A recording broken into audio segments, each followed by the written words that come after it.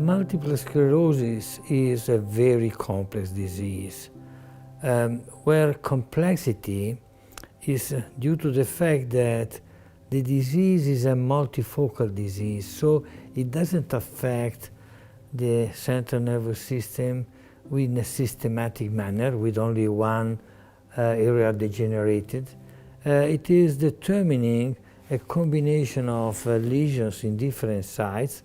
As a consequence, these functions can be quite variable from patient to patient, at least for a long time. In the very late phase of the disease, then all the central nervous system is damaged, and then the disease became similar in all the patients. But for many, many years, there is a lot of variability, and we have a lot of limitation because we need, in order to monitor the disease evolution and also to try to predict the trajectory of the disease, we need to take into consideration all these different variables. Some patients, for example, may have a big problem of balance, but nothing more than that. Some others may have a quite severe problems in the ambulation. Some others may lose vision. So then you can understand that the ability to monitor the disease can be quite compromised if you don't adopt the appropriate type of measure. And what we use everywhere, I have to say, by tradition is a scale of disability that is called expanded disability status scale, which is a combination of analysis of different functions of the central nervous system, but nevertheless is strongly influenced by walking. So we are now trying to have something using wearable devices that can be more informative compared to what we do traditionally, that is the regular neurological visit and the assessment of EDSS scale.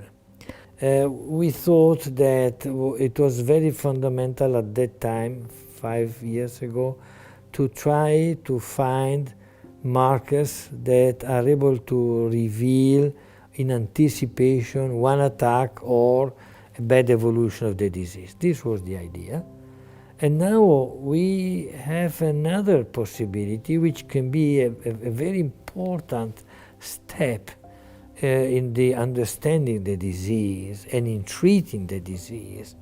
That is, because of the granularity of the information we have with a wearable device, the possibility to pick up and to detect the changes that are taking place slowly, more or less slowly in the patient, and that can be classified as silent progression.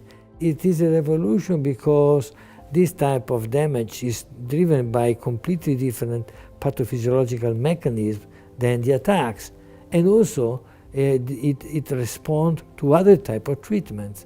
So it can really help to take very important treatment decisions in the future. I think where its role really lies is that things which are done in the clinic can be done from home. Well, I can't walk unaided. I'm not allowed to drive. Using a wearable device is just so much easier.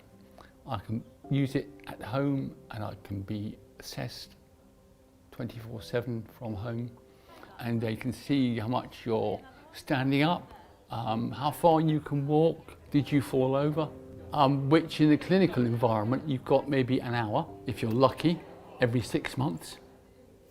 You know, I think it speaks for itself.